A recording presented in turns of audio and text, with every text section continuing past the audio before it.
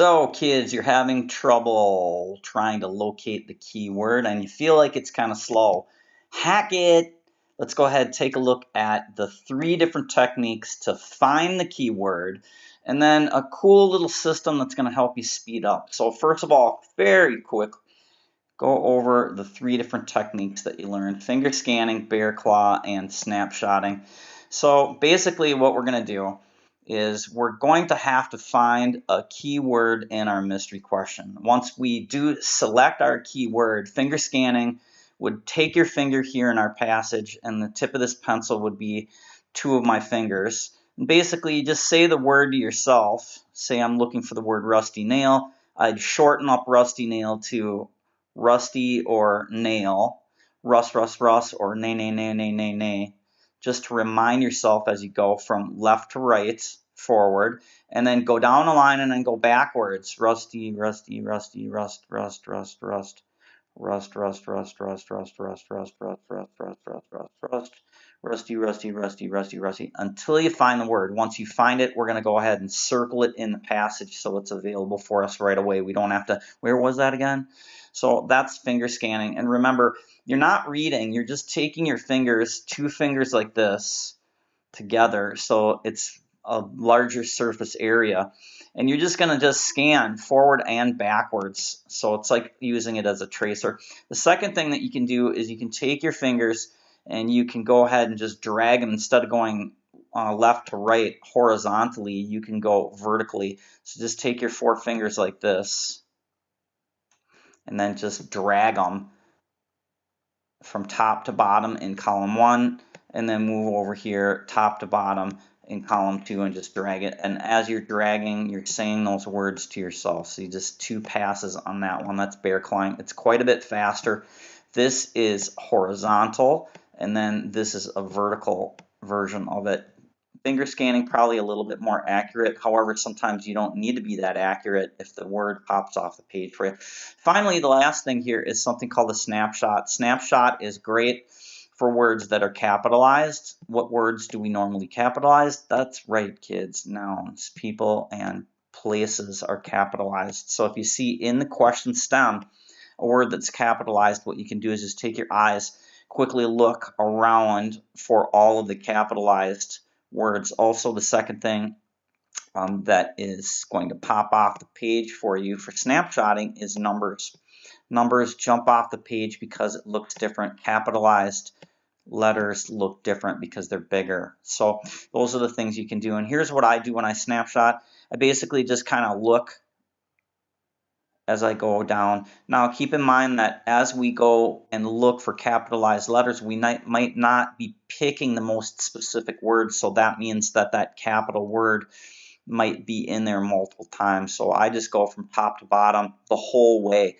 Let's say that I'm picking the keyword Mississippi. Mississippi is a state or a river, and it's capitalized. So I just go miss, miss, miss, miss, miss, miss, miss, miss, miss. There's one. Circle it, and then keep going. Miss, miss, miss, miss, miss, miss. There's another one. Miss, miss, miss, miss, miss, miss, miss. There's Mississippi as well. All right, then when you're answering the questions, it's important for you to remember this math formula. M:8 plus 2 equals 10. All right, we went over this before. 8, difficulty to locate a mystery question to the value is going to be to reword it, equals 10, which is the total difficulty of any specific mystery question that is going to entail the answer. What does that really mean? A mystery question is tough to locate the right word in the right area, but once you find the right area with the right word, this is going to be easy to find the answer. Keeping in mind that if you remember this math formula, if it's not easy for you to reword where you are in the passage, chances are you are in the wrong area. For example, let's say I pick the word Mississippi and I find Mississippi here. I look at my answer choices and I don't like any of them. What I know now is it's not easy for me to reword, so that tells me that the location part is tough. So I just go to the next one, try and reword it. That still didn't work, so I go to the third Mississippi, and then, oh, okay, that's the answer. The answer will be C. So keep that in mind. All right, 3 different techniques: finger scan, bear claw, and snapshot. Now, the system that we're going to go over here, what to do if you feel like you're working and you're working at a slow pace when you're doing each mystery question. Let's say that you have a passage here, and passage contains these 3 questions we're working on, 12, 15, and 17. So step number 1, what we need to do is we need to locate the key word. What word is the word we're looking for, all right? If you remember the funnel is broad at the top and narrow at the bottom. The ideal word that we want to pick is the word that's going to be the most specific, that's going to only appear one time in the passage. And that way, when we get to that area, it's going to be an easy Scooby-Doo. All right? So what happens is you just basically come over here to each question, and we're going to go ahead and underline all the nouns and other potential words that you feel like are just a little bit weird words. I usually do the nouns, and then if there's some kind of a weird verb that feels like it's unusual based on my Genius Map, that's what I'm going to do. All right. Then usually what a kid will do is they'll go and try and answer that question. Here's practice problem number 12. The author mentions a cowboy wearing boots with gold spurs in order to what? So we come over here, we try and find that. We can't find it. We finger scan, we bear claw, we snapshot, we start getting nervous. We feel like we're losing time and so forth. So what we're going to do is we're going to do clusters. All right. Cluster. Here's how you do it. First thing we've got in this passage, we've got 3 mystery questions. All right, number 12. First thing I do is I underline all my potential questions, all my potential words that potentially could be the word that we're going to use as our mystery word. The author mentions a cowboy. Okay, cowboy is a noun. I underline that. Wearing boots, that's also a noun. And then with gold spurs, I underline that. I take all 3 of these words, throw them into this funnel, and I see probably that cowboy would be at the top here. And then the boots would be a little bit more specific because a cowboy wears boots. And on the boots, there are gold spurs. So you see that we have gold spurs. That would be my keyword that I'm looking for. All right? So I've identified that those are the words I'm looking for. Now, normally what kids would do is they'd come over here and they'd start finger scanning for gold spurs. What we're going to do now is we're going to just hold off on that, all right? Before we start answering questions, let's just go right to the next question, all right? And just do the same thing. Underline all the keywords, the ones that you think are going to be the ones that we're looking for, and then we're going to kind of do it in batches, all right, or clusters, all right? In the passage, the farmer's horse in the barn prepares for a saddle. All right, once again, we've got the top up here, probably farmer's horse. There's a barn and the saddle. The saddle is on the horse and the saddle is probably in the barn. So if you looked at your funnel, saddle would be probably the word that you would go for. All right. In the barn, there's probably going to be, the tractor. There's going to be other stuff in the barn. And the farmer's horse may contain other things, the mane and the hoofs and then the horseshoes and all that stuff. But the saddle seems like it's the most specific down over here. So I quickly just underline those words. Get out of there. Then go to the next question, 17. According to the narrator, Captain Kirk of Star Trek, and he wears a gold belt. All right, so we have Star Trek. Probably feels like that's the broadest thing because that's the whole TV show or movie. And then Captain Kirk is a guy who's in charge of the ship and whatever, and he's got boots and he's got a cool haircut and whatever. But the gold belt feels like it's the one that's going to be the most specific. So as you're doing this, you just naturally want to get good at trying to think about what is the most specific based upon what you see here in your Genius Map. Then what we're going to do is we're going to come over here and zap through, try and bear claw right away. What do I see? All right, I see that we've got cowboy is capitalized. So I just go over here. Hey, there's cowboy. And then as I'm going through, I see, okay, you just look for them in clusters. As you find one of these, you answer that question. And then as you're answering that question, you might bump into one of these other words. Now these questions here are totally unrelated from a different passage, but you can kind of see the concept that I'm doing here. The main thing that I want to hit home with you is the 3 techniques: finger scanning left to right, bear claw top to bottom, snapshot just looking around for capitalized words or numbers. And then what we want to do is we want to just preview all your questions. Here's your questions that we label as mystery. Underline all the words that potentially could be the words we're looking for. Find the 1 or 2 words that are the most specific, and then go into the passage and just start circling stuff.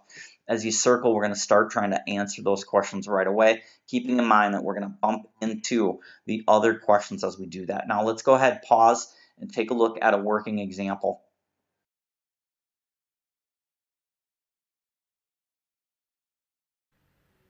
Kids, here we are in working example number 1.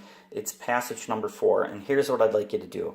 I'm going to have you go ahead and first take your hands like this, and we're going to just scratch each column and look for flag flip-floppers. So just take your hands like this and just simply scratch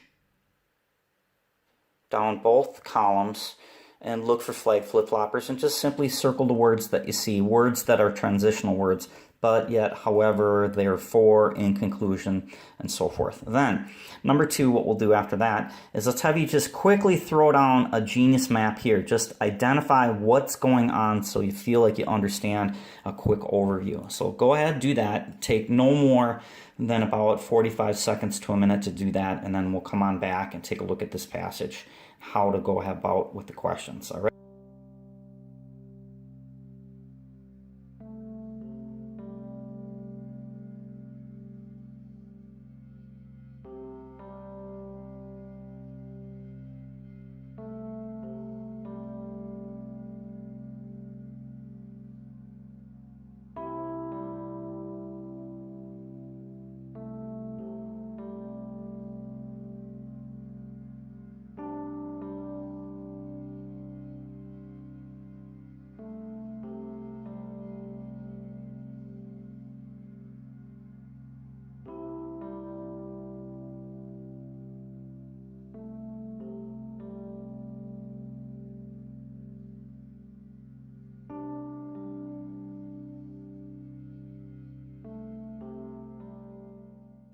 All right, once you have your Genius map down and you scratched for flag flip-floppers, the questions we're going to identify right away are mystery questions. Let's work on problem 33, 34, 38, 39, and we'll do problem number 40. All right, what I'd like you to do now is go in here and then underline what you think is the most important thing. Go to the next one, underline, underline, underline, underline, underline, underline. All right, and then we'll go ahead and pause the video here.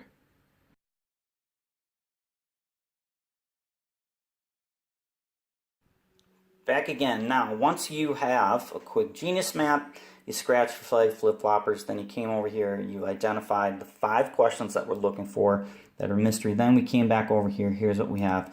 Yellowstone, 300 to 400 grizzlies. We came over here, the 2 words in here, Yellowstone and grizzlies. Then we came over here, Congress and National Park System. We have the number 29, National Parks and William Newmark. And down over here in problem number 40, National Parks and North America. Now, what I'd like you to do here is pause the video, think of all these in kind of like a grouping, and then basically just come back over here to your passage and just start looking around. You can just take your fingers and start scanning this way, try some stuff and play around with it. You're going to scratch here, you're going to finger scan, and you're just going to kind of look around. Now, what I have a tendency to do, and I've seen with other kids, is I'm going like this, back and forth, looking at the words. So, okay, yeah, looks like I got Yellowstone and Grizzlies and National Park and then Newmark. And then what was that again? I'm looking for, oh yeah, I'm looking for, do you know what I mean? So you just kind of keep going back and forth looking for them. Try and get those all identified on a page. All right, once you get those identified on the page, you're going to feel comfortable. You got some stuff to work on now. So after you get that, then you just start trying to answer the questions. All right, go ahead, do that. Scan, try and find all those. Now here's the deal. I don't want you to get stuck on one particular thing if you can't find it. So if you don't find it right away, you want to just leave it and start answering questions, all right? As you answer questions, you know that you're going to be working with the text here, so you're going to bump into it anyways. So what I'd like you to do is just quickly look and see, can you find that in there? Can you find that in there? Oh, I didn't find it. I didn't find it. You look. Just get through here. Don't spend more than about 45 seconds just doing your first pass, trying to preview some of those questions, all right? Because remember, you're going to bump into those other questions as you do.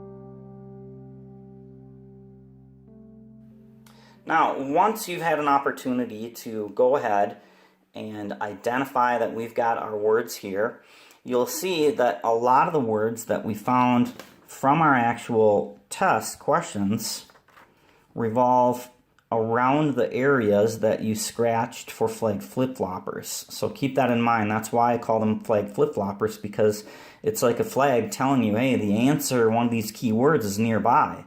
So if you preview, here are those flag flip-floppers. When you come over here and you're looking for your keywords, the first thing I do is I look where my flag flip-floppers are, just in the right around in that area. So that's something to kind of keep in mind. It's pretty cool. All right, so we have those words identified. What I want you to do is, after we have that timer popped up and we're ready to go, and you didn't find all of those words, let's start trying to answer them. And as you're answering questions, you're going to run into those other words. So let's go ahead and do that now.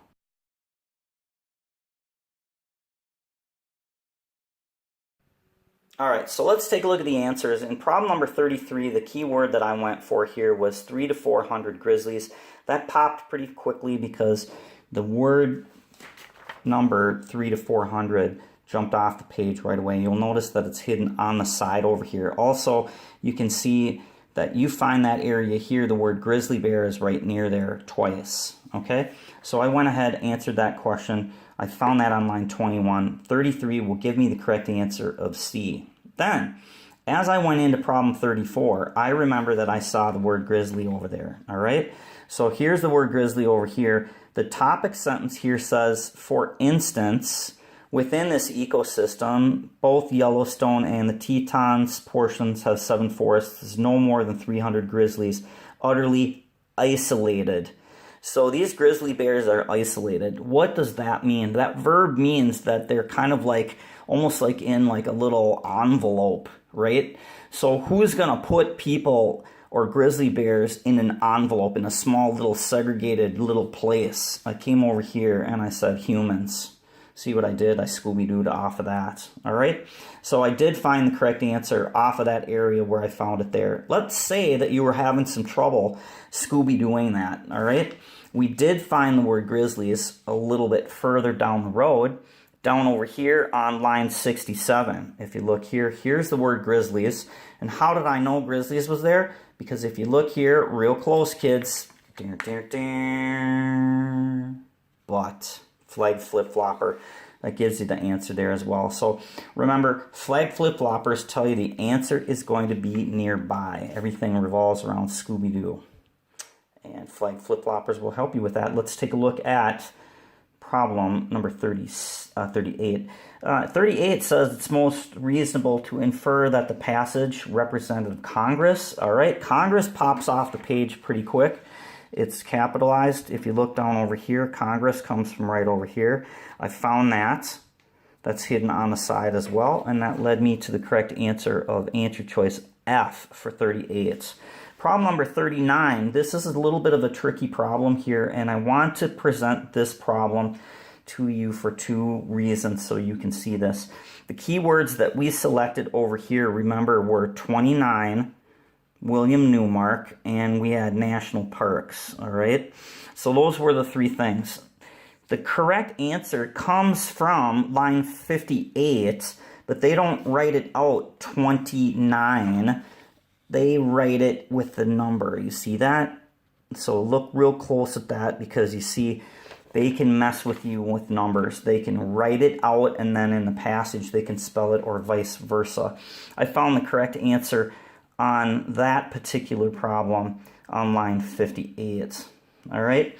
Furthermore, if you look in that passage here, you see that we have that flag flip-flopper conclusion that also helped me derive the answer. Remember when I bear claw scratched, I saw that conclusion word, and I went ahead and just circled that. As I looked for my words, I knew the answers were going to be revolving around those types of words. All right, finally, the last problem, it's practice problem number 40. 40 says the author suggests to solve the problem of island syndrome, national parks in North America would need to do what? So I said North America, that answer, or that word, will pop off the page pretty fast because it's capitalized. It's down over here at the bottom. Now, I was really skeptical. Whenever I see anything down over here, kids, I get really weirded out because I've seen this way too many times.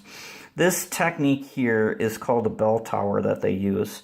The bell tower says, why would you write two sentences here and then break off, which these are the top, this is topic sentence here. Why would you put the topic sentence way here and then the details to support it up here, and then you have a big gap here? You see how this column is like longer than this one? Why not just take this, put it up at the top here, and then push everything down so it's a little bit more, instead of being like this, it's more like even. To me, that just seems weird. So I noticed that what they do with this, they put answer choices way up in that corner there. So here we are down over here in North America. I found that on line 49 in North America. And then I didn't like any of the answer choices when I was reading this area, so I just kind of continued down. Then I got all the way up here and I saw a flag flip-flopper up here that I had originally kind of scratched for on line 55. That gave me the answer. So problem 40, the word but, that will derive the correct answer of answer choice H. Kids, to kind of summarize what you just did here, 1, you came over here and you practiced your technique of whatever you're going to do, kind of mishmash, finger scan, bear claw snapshot, and we're going to do the questions in clusters. Identify all your mystery questions and then underline all your keywords, and then kind of look for them all at once. Don't get weirded out if you can't find all of them. You just want to try and find some of them and then start answering questions so you get answer choices down on your paper. Then as you're answering answer questions, just kind of look back at the questions that you haven't answered, see what your keywords are, and bump into them as you're answering other questions. Also, you saw that when we came over here and we pre-scratched before you actually threw your Genius map down, you understood the structure of the passage. This is a lot of flag flip-floppers, so this would be considered something like a comparing and contrasting passage. Remember, simply just 2 passes real quick. You don't have to get all of your flag flip-floppers, but just get some of them so you have an idea. And then as you're looking for your questions, first place that you should be looking, hey, let's look over here. Okay, there's a flag, and so forth. So that's it for the quick system. Thanks for watching. Bye for now.